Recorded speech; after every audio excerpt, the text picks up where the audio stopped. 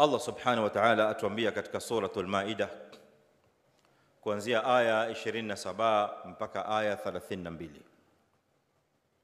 watlu alayhim naba ibni adama bilhaqqi idh qarraba qurbanan fatuqabbala min ahadihima wa lam yutaqabbal min al-akhar qala la aqtulannak qala inma yataqabbalu Allahu min al-muttaqin لئن بسطت إلي يدك لتقتلني ما أنا بباسط يدي إليك لأقتلك إني أخاف الله رب العالمين إني أريد أن تبوء بإثمي وإثمك فتكون من أصحاب النار وذلك جزاء الظالمين فطوعت له نفسه فقتله فأصبح من الخاسرين فبعث الله غرابا يبحث في الأرض ليريه كيف يواري سوءة أخيه قال يا ويلتى أعجزت أن أكون مثل هذا الغراب فأواري سوءة أخي فأصبح من النادمين من أجل ذلك كتبنا على بني إسرائيل أنه من قتل نفسا بغير نفس أو فساد في الأرض فكأنما قتل الناس جميعا ومن أحياها فكأنما أحيا الناس جميعا ولقد جاءتهم رسلنا بالبينات ثم إن كثيرا منهم بعد ذلك في الأرض لمسرفون. Ambiwa mtume wetu Muhammad sallallahu alaihi wasallam katika hiki kisa adhimu, hebu wasomee watu wako, kaumu wako, wafuasi wako habari za wana wawili, watoto wawili wa Adam alayhi wa ala nabiyina as-salatu wassalam. Hebu wasimulie, watolee kisa cha watoto wawili wa Adam alayhi salam. Katika kauli mashuhuri za wanazuoni wa tafsiri, watoto hao wawili walikuwa majina yao wanaitwa Qabila na Habil.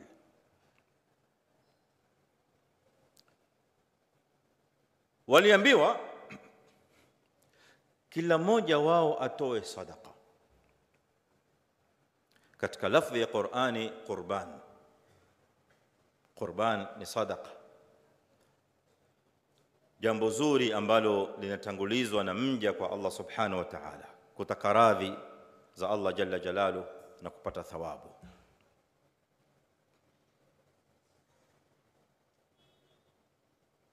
Wanazuoni wengi wa tafsiri, kusoma katika vitabu mbalimbali vya tafsiri kama tafsiri Ibn Kathir na wengineo, wanaeleza kisa kilichotokea mpaka hawa wana wawili wakaambiwa watoe qurbani, sadaqa. Katika kauli mashuhuri ya wanazuoni najulikana ni kwamba kulikuwa katika matumbo katika Adam alayhi salam kuzaa wanawe, kila tumbo anapozaa alikuwa akizaa mtoto wa kike na wa kiume. Kila anapozaa huzaa mtoto wa kike na wa kiume. Sasa wakishakuwa wakubwa wa baada ya kubaleghe, mtoto wa kiume katika tumbo hili humoa mtoto wa kike katika tumbo lingine, sio tumbo lile lile, na mtoto wa kiume katika tumbo lile lingine humoa mtoto wa kike katika tumbo hili. Hivyo ndivyo walikuwa wakioana katika enzi na ahdi ya Adam alayhi salam, maana wote walikuwa ni watoto wake. Ikatokea kwamba yule binti aliyokuwa anayetaka kumwoa Habil, ambaye ni dada yake Qabil, ikawa ndiyo yule yule ambaye Qabil pia yumtaka. Kwa sababu nyingi wamezitaja wanazuoni, uzuri wake na kadhalika na kadhalika. Basi wakaambiwa ili tuamue kesi hii nyote mtoe sadaka, katika kauli ya wanazuoni hii. Kwa hivyo yule ambaye qurbani sadaka yake itakubaliwa ndiye yeye atakayemuoa huyo binti. Na kauli nyingine ambayo ni dhahiri ya Qur'ani ni kwamba qurbani hii ilitolewa bila ya sababu. Almuhimu iwe kuna sababu au hakuna sababu, ni kwamba mwishowe katika kutoa ile sadaka, Kabila akatoa sadaka na Habila alitoa sadaka. Habil alikuwa ni mtu wa kufuga wanyama. Kabil alikuwa ni mtu wa kupanda mimea, mkulima wa mimea na mazao. Kwa hivyo huyo akatoa kabsh, kondoo, Habil. Kabila akatoa sobrati taam, chakula katika yale mazao aliyoyavuna, akaenda kapeleka. Lakini Habil amechagua katika mifugo yake mnyama aliyokuwa mzuri zaidi, mnyama aliyokuwa ananawiri zaidi, yupo katika hali nzuri zaidi ya kutoa. Yani mnyama ambaye angelikuwa amechagua kuwa ni mnyama wake yeye mwenyewe kumchinja au kukaa naye au kumfuga katika wanyama wale wazuri, huyo ndio aliyomchagua kumtoa. Lakini Kabil akachukua chakula tu cha kawaida akaenda kapeleka. Wakati huo wa zamani ilikuwa kuna alama ya kwamba sadaka imekubaliwa au haikukubaliwa. Wakati wa Nabii Adam alayhi salam,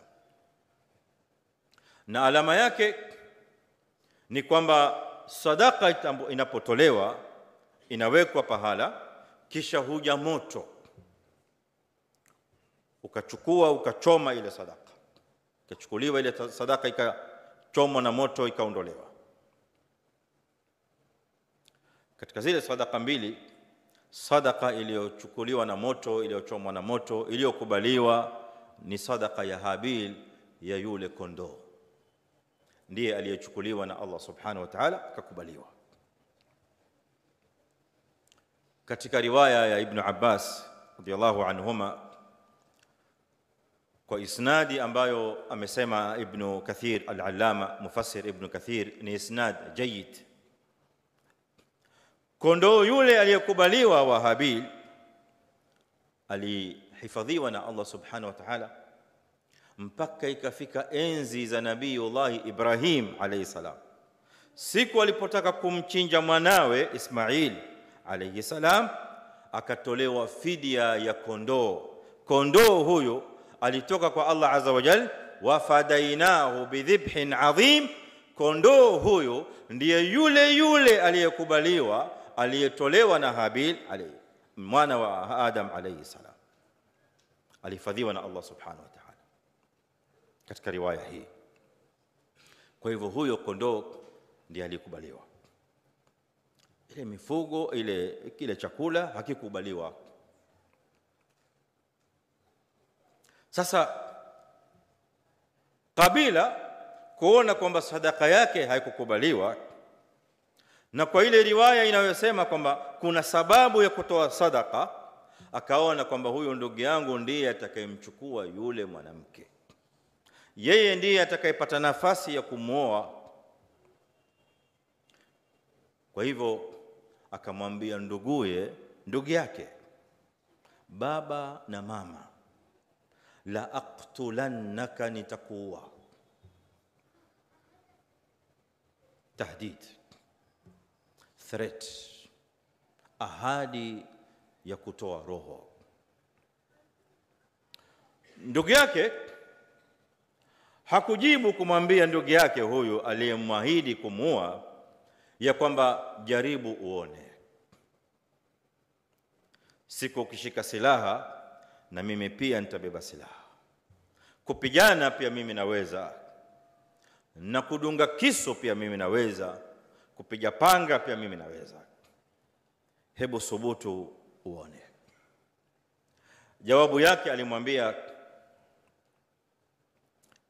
la aqtulannaka, akamwambia inma yataqabbalu Allahu minal muttaqina, wewe wataka kuniua kwa sababu sadaka yangu imekubaliwa, lakini kaa ufahamu ya kwamba sadaka hukubaliwa na Allah azza wa jalla kutoka kwa waja ambao ni wachaji Mungu. Kwa hivyo hii hatua uliochukua ya kuniua, wataka kuniua kwa kosa ambalo sio langu, kwa jambo ambalo mimi sina amri nalo. Siye mimi ninayetoa amri au ninayetoa maagizo sadaka hipi ikubaliwe. Tuliambiwa tutoe qurban, wewe ukatoa, mimi nikatoa.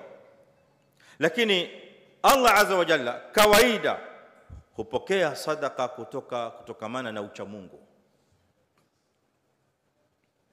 Sasa basi, ukinyosha mkono wako kwa silaha ili uniue, mimi sitonyosha mkono wangu na silaha nikuue, kwa sababu inni akhafu Allah rabbal alamin, mimi namuogopa Allah subhanahu wa ta'ala, mola wa walimwengu. Naogopa ile siku ambayo nitasimamishwa mbele Allah azza wa jalla, niulizwe kuhusu haya mauaji ambayo mimi nimefanya. Naogopa ile siku ambayo nitaletwa mbele Allah azza wa jalla pamoja na ile roho niloitoa, niulizwe sababu ya hii roho kuitoa ni nini. Kwa nini ulitoa roho ya huyu mwanadamu mwenzio? Kwa nini ulitoa roho ya huyo muumini muislamu mwenzio? Eleza sababu. Sababu ni mwanamke, sababu ni mali, sababu ni urathi, sababu ni biashara, sababu ni madaraka, sababu ni cheo. Eleza. Anayekuuliza swala hili ni al-Maliku ad-Dayyan, Malikul Muluk, liman al-mulku al-yawm lillahi al-wahidi al-qahhar, mfalme wa pekee siku ya kiyama, siku ambayo kutakuwa hakuna mfalme yoyote wa duniani ambaye ufalme wake umebakia. Hakuna kiongozi ambaye uongozi wake umebaki. Sasa eleza sababu kwa yule ambaye anajua wewe kwa nini uliua, kwa nini ulitoa roho ya mwanadamu mwenzio, kwa nini ulichukua roho ya muislamu mwenzio. Anayekuuliza anaelewa sababu kwa nini na anajua, lakini nakutaka wewe ukiri, na waja wanashuhudia sababu ile, wanaisikia wewe ukieleza kwa nini uliua. Sasa hiyo ndio mimi naogopa. Si kwamba nashindwa, si kwamba nina uoga na mimi pia kuchukua silaha kukupiga nayo. Hapana.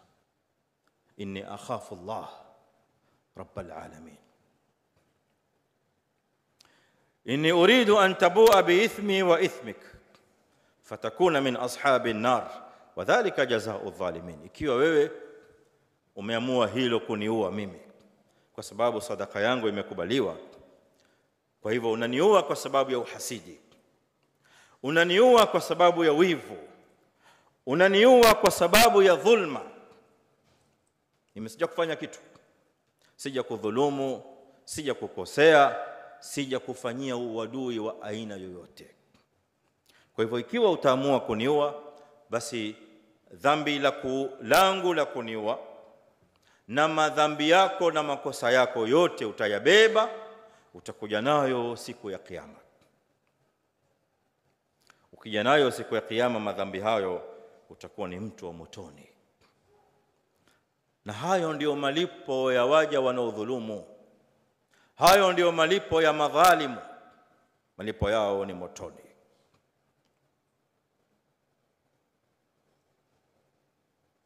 Sasa haya ni mawaidha mazito amepewa. Haya ni maneno ya kusisimua yamepewa ndugu yake.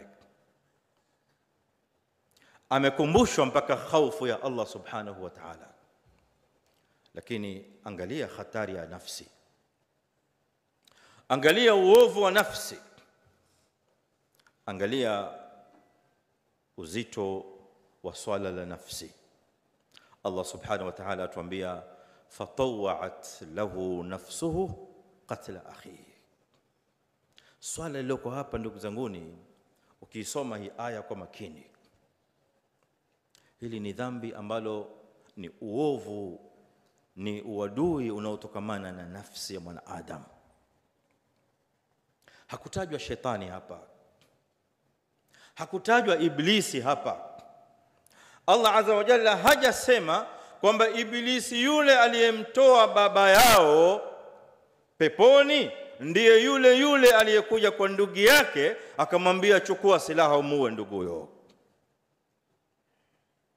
Ni nafsi ammaratun bisu, nafsi ambayo inamwamrisha mwanadamu kufanya uovu mno.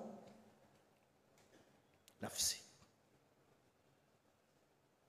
kiumbe hatari, kiungo hatari katika maumbile na mwili wa mwanadamu na roho ya mwanadamu. Ammaratun bisu, hii nafsi ndio ikamwambia haya yote aliyosema ndugu yangu achana nayo. Ati sijui inni akhafu Allah rabbal alamin, ati ya kwamba inni uridu an tabua bi ithmi wa ithmika fatakuna min ashabin nar wa dhalika jazaa'u adh-dhalimin. Haya mawaidha yote hayakufaa, hayakufanya kazi, hayakutoa natija, kwa sababu nafsi imekita pale pale katika uovu.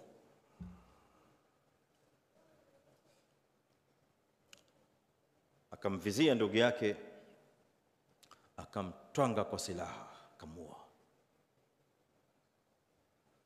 Faqatalahu, kamua.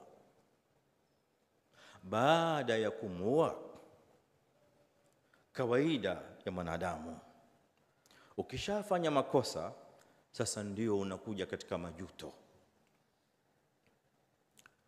Qur'ani Allah subhanahu wa ta'ala tuambia fa asbaha minan nadimina, sasa ndio anajuta, lakini baada ya ashaua. Majuto yalikuwa yawe mwanzo pale aliposema la aqtulannaka, nitakuua. Sasa ndio ajute, kwa nini mimi nimesema maneno haya, kwa nini nimetoa ahadi ya kuua. Ilikuwa rudi nyuma. Lakini majuto kama kawaida ya mwanadamu hutokea na huja majuto baada ya kitendo ashakifanya. Maovu yashafanywa, maasiya yashafanywa, ufisadi ushafanywa, munkari ushafanywa, na mabaya makubwa ambayo yana natija na athari mbaya katika jamii yashafanywa. Sasa watu kawaida na Muislamu mara nyingi hujuta baada, sio kabla, baada. Mimi nimefanyaje? Lakini yale majuto hayabadilishi kitu. Roho ikiwa ishatoka ndio ishakwenda. Majuto hayairudishi roho. Majuto hayatakwenda kuyapoza yale majeraha ya watu wa yule aliyeuawa na familia yake. Majuto hayatakwenda kupoza yale majeraha. Majuto hayatabadilisha hukumu ya Allah subhanahu wa ta'ala, iko pale pale. Katika sheria ya Mtume Muhammad sallallahu alaihi wasallam, anayeua kuna qisas, na hiyo pia ilikuwa ni sheria ya manabii waliopita nyuma kabla ya Mtume Muhammad katika Bani Israil sallallahu alaihi wasallam. Katika Taurati na vitabu vya nyuma, wakatabna alaihim fiha anna an-nafsa bin-nafs wal-'ayna bil-'ayni wal-anfa bil-anfi wal-udhuna bil-udhuni was-sinna bis-sinn wal-juruha qisas. Kuna qisas mpaka katika majeraha. ukamtia jeraha Muislamu na muumini mwenzako, na wewe unatiwa jeraha. Sasa majuto hayabadilishi hukumu hii ya Allah subhanahu. Anayeua akaja akasema mimi jamani sasa hivi nimejuta, kisasi iko pale pale, hukumu ya Allah azza wa jalla iko pale pale. Kisha Allah subhanahu wa ta'ala mbeleni sasa akamtuma ndege ghurab, ndege kuja kumfundisha Kabil namna ya kumzika mwanawe. Hata kumzika alikuwa hajui, maana mauaji haya ni mauaji ya kwanza katika maumbile ya mwanadamu. Katika kuumba kwa mwanadamu ndani ya dunia hii, mauaji ya kwanza, damu ya kwanza kumwagika ni damu hii, ndio ya kwanza kumwagika. Kwa hivyo hapo kabla hakujazikwa mwanadamu, hakujakufa mwanadamu hata azikwe. Kwa hivyo hakujulikani kuzikwa watu wazikwa vipi, bado hakujakufa mtu hata azikwe. Kwa hivyo akatumwa kurabu, fab'atha Allahu ghurab katumwa kuja kumfundisha Kabil namna ya kuchimba shimo, na akamchukua kurabu mwenziwe aliyekufa akamtia katika lile shimo. Akajuta tena mara ya pili, akasema laitani ya wailata, yani hivi leo kurabu bora kuliko mimi ananifundisha mpaka namna ya kuzika. kaifa yuwari sawata akhi. Allah azza wa jalla tuambia min ajli dhalika katabna ala bani israila annahu man qatala nafsan bighayri nafsin aw fasadin fil ardh faka'annama qatala an-nasa jami'a.